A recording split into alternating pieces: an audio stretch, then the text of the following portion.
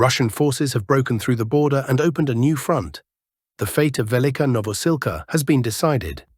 Good day, dear friends. We are still here with you in our daily updates, analyzing the situation at the front. Let's dive into the latest developments by looking at the map.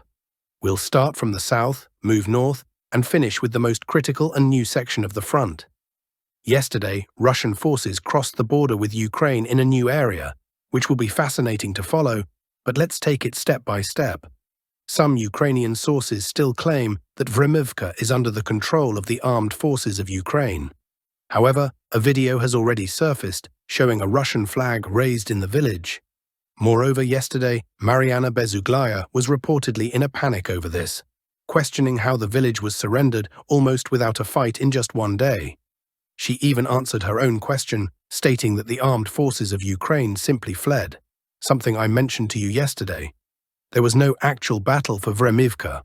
Russian forces simply entered the village and took control without meeting resistance. Now all eyes are on the urban-type settlement of Velyka Novosilka. It's possible Ukrainian forces might also retreat from there without a fight. And honestly, this would be understandable, as the settlement is already surrounded on three sides, from the north, east, and south, while the escape corridor continues to shrink. Let's take a closer look. Right now, the only exit corridor is just 1.5 kilometers wide, and even this narrow passage is fully exposed to gunfire, including small arms fire. For example, the effective range of an automatic rifle is about 1 kilometer, so this narrow escape route is easily targeted. Furthermore, it leads to a river, and beyond that, there are elevated positions. For Ukraine's 110th Brigade, retreating through this area would be a nightmare. They should have withdrawn earlier, but now that opportunity is lost. Today, reports have emerged that Russian fighters crossed the partially destroyed bridge and entered Velyka Novosilka, taking control of the first street.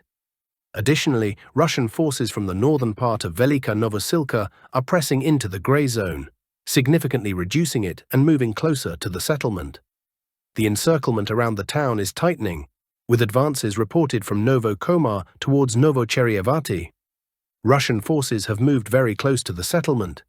If the Ukrainian army does not start withdrawing its forces from Velyka Novosilka today, the encirclement of the town will likely be complete in a few days, making any evacuation futile. Now, moving further north, the situation becomes even more interesting. Let's proceed. On January 9th, Russian forces reached the eastern outskirts of the village of Yazaneve. Unlike Vovka, the armed forces of Ukraine did not flee here, but instead put up fierce resistance, fighting for every house. This makes sense, since this area is a key route for Russian forces advancing toward the border of Dnipropetrovsk Oblast. Orders were likely given to hold the position at all costs. Nevertheless, as of January 18th, Yasenev has fallen under Russian control. The battle for the village lasted 9 days, and assault units have already reached the outskirts of the next village, Novoandreevka. Moving further west to Pokrovsk, the situation there is also evolving rapidly. More than half of the valley has come under Russian control, with the entire southern part, located in front of the road and railway, now fully secured. The eastern part is also under control. Notably, Russian forces have captured industrial buildings and advanced further toward the main road, the Dnipro-Pokrovsk highway. If we look a bit further south, Russian forces have already taken the first streets of Zverevo and are advancing toward the center of the village. Zverevo is essentially merging with Pokrovsk, forming one continuous settlement. Last night, Mariana Bezuglaya again went into hysterics, claiming that Russian forces had already entered Pokrovsk. This is not true, but it is an undeniable fact that General Mordvichev's forces are rapidly encircling the town. Meanwhile, Russian aviation continues daily strikes on Ukrainian positions near Pokrovsk. For instance, yesterday, a guided bomb strike targeted a mine in the city of Beletsky, with footage of the strike appearing online. On the eastern flank, the pace of the Russian advance has slightly slowed, likely due to their rapid breakthrough past the main road, covering nearly 3 kilometers. Now, Russian units are attacking in 2 directions, aiming to expand the zone of control and secure their flanks. They are moving west toward Yelizavetivka and east toward a pocket between Vodyan Drue and Baranivka. Reports indicate that Baranivka is now under Russian control. This concludes the key updates for now. Let's continue moving north.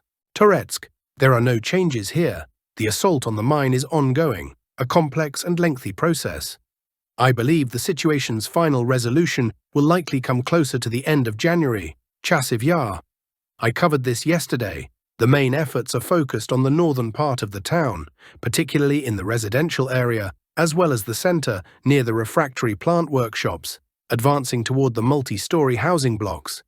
Kharkiv region, new front line. One of the most significant updates is the opening of a new front in the Kharkiv region. Here, Russian forces are advancing from Lozova toward Nova Kruhlyakivka and from Zarizovo to Bohuslavka, aiming to converge and secure the entire area under Russian control. However, the main developments are farther north. Novomlinsk. This village, which Russian forces entered back in November but were later pushed out by Ukrainian counterattacks, has now returned to Russian control, Topoli area. There are two key updates here. 1. Russian forces have advanced southwest of Topoli, crossing the Oskil River and moving to its right bank. Second, reserves have been redeployed from the village of Dolgo, located in Russia's Belgorod region. These forces crossed the Ukrainian border and began advancing south, a maneuver that hasn't been seen in some time. This new movement will likely force the Ukrainian armed forces to urgently redeploy their own reserves to this area, potentially leaving other sections of the front vulnerable. It's possible this is exactly what the Russian command is counting on. We'll continue to monitor developments closely. Kharkiv direction, Taikaya village. Units of the 136th Brigade of the Russian Armed Forces broke through Ukrainian defenses and captured most of Taikaya, located east of Vovchansk. This has been confirmed by footage released by the Russian side, showing successful assault operations in this area. Kupiansk direction, Borova section. Ukrainian forces made minor gains south of Lozova, as shown in Russian-released footage of a Ukrainian vehicle being destroyed by mine explosive barriers. Meanwhile, Russian forward units advanced over 2 kilometers from Vishneva along the ravine toward the southeastern outskirts of Lozova. Ukrainian footage confirmed the attack using FPV drones targeting Russian forward positions. Makiivka area. Russian forces expanded their control north of Makiivka along the western bank of the Jerobets River, gaining control over an additional 1.5 square kilometers of territory. Kurakhove direction. North and south flanks, no visible changes. Eastern flank, Russian forces advanced significantly along forest strips to the west, aligning the front line between the southern edge of Dakhna and the water treatment facilities north of Yantarna. Approximately 5 square kilometers of territory has come under Russian control here. Kursk region. Today, the Russian Ministry of Defense reported that during January's offensive operations, units of the Northern Group recaptured several settlements, including Leonidovo, Alexandria, Kruglenka, and Ruskaya Porechnaya. As a result, over 60% of the Kursk region's previously occupied territory, approximately 800 square kilometers, has returned to Russian control. At its peak, Ukrainian forces had occupied around 1,300 square kilometers in this area. On the situation in the Kursk direction. The armed forces of Ukraine are preparing new assault units in the Sumy region in order to conduct an offensive from the depth of the operational formation, as was the case at the beginning of the year. In order to gain numerical superiority, even those units that were supposed to replace personnel in combat positions during rotation are being transferred to assault units. In addition, on the Nikolaevo-Darino-Zhuravka line, the armed forces of Ukraine are planning to resume counterattacks in order to restore previously lost positions. For this purpose, by now the armed forces of Ukraine have concentrated up to 60 small assault groups in the forest south of Darino, with a total strength of up to a battalion. The Armed Forces of Ukraine Command is keeping up to 20 assault groups in reserve as forces for exploiting success. In parallel to this, the AFU is preparing for active actions in the area of the settlement. Malaya Lochnia, for this purpose a special operations group from the 4th Joint Strike Forces, up to a company in number, was transferred to this area. Earlier up to 3 companies of personnel from various units from the territory of the Dnipropetrovsk region were transferred to this area. In general, at the defensive line of Viktorovka, Malaya Lochnia.